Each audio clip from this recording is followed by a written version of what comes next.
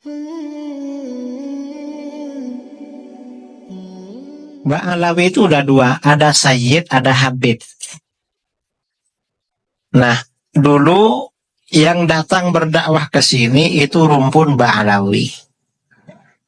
Jadi pada abad ke-6 Hijriah ada konflik di Yaman. Negeri Yaman diserbu oleh Ayyubiyin. Oleh Ayyubiyin ini anak cucunya Sultan Salahuddin Al-Ayyubi.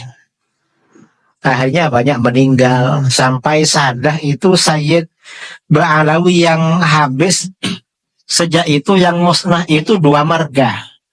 Marga Bani Jadid.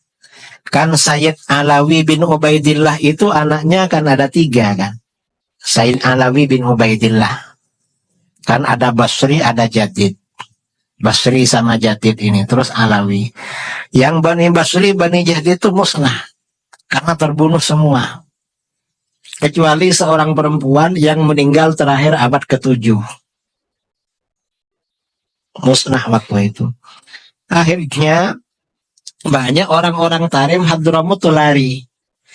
Termasuk yang lari Sayyid Abdul Malik bin Alawi bin Muhammad Sahib Mirbat, lari ke India. Hijrah ke India. Kemudian lalu di India punya anak namanya, karena orangnya bagus ya, orangnya bagus, dihormati, punya anak namanya Sayyid Abdullah Al-Madkhan. Lalu Abdullah ini punya anak lagi, Ahmad Shah Jalal.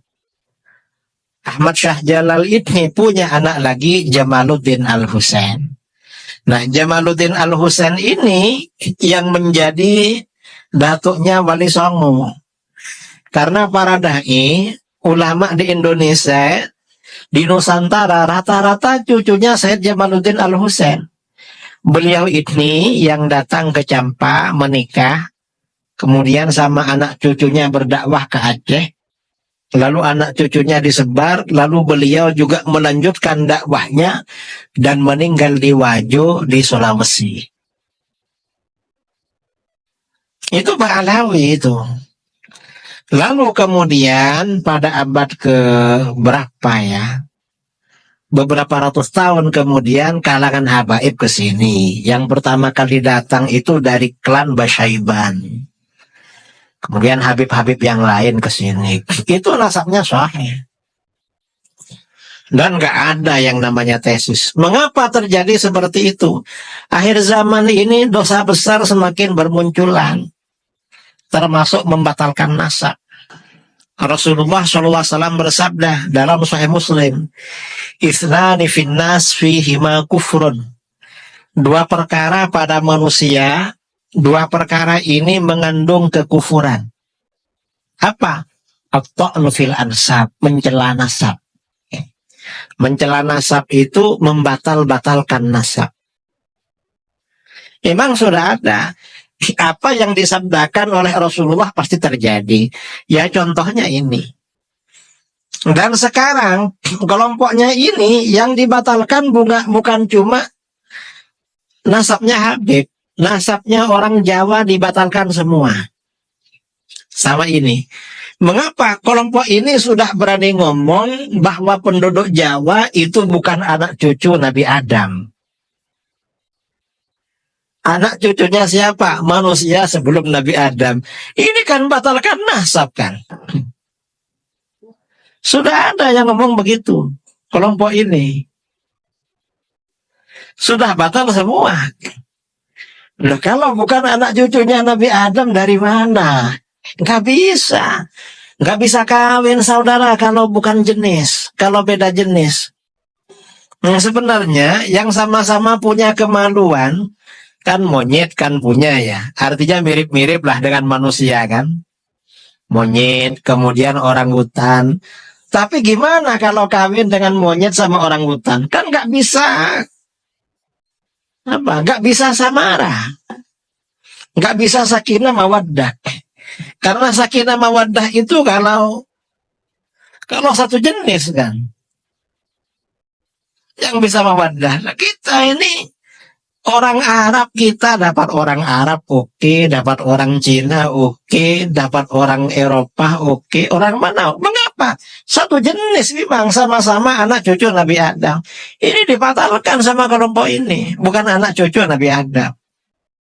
Sudah parah ini. Cuma saudara ya kurang mengikuti sebenarnya itu. Saya akan mengikuti apa orang-orang ini kok dibatalkan semua. Kufur itu. Mengapa kufur? Karena di dalam Al-Quran ya Bani Adam kan. Wahai anak cucu Adam. Berarti keliru Al-Quran. Bilang ya Bani Adam. Makanya kufur itu.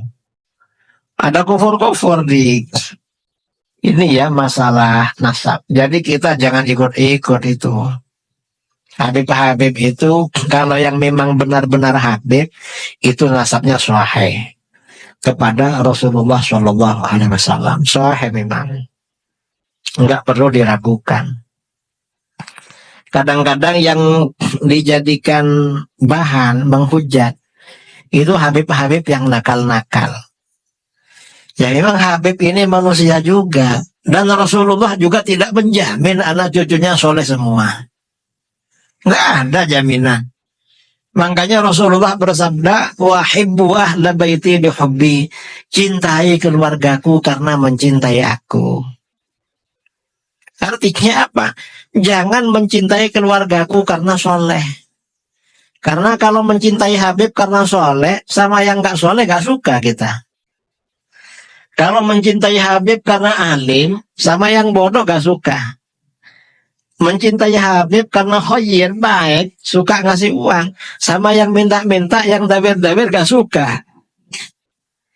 Ya mengapa? Ya memang seperti itu.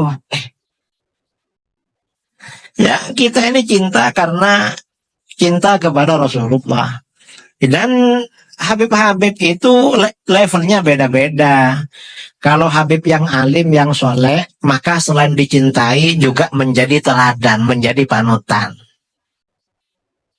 Kalau cuma Habib saja tidak soleh ya cinta aja. Lalu Habib tidak soleh masih bodoh lagi, ya cinta aja tapi jangan disuruh ceramah. Keliru loh, kok itu suruh ceramah Habib itu? Ya jangan kalau nggak bisa apa-apa. Yang alim mereka ini banyak juga.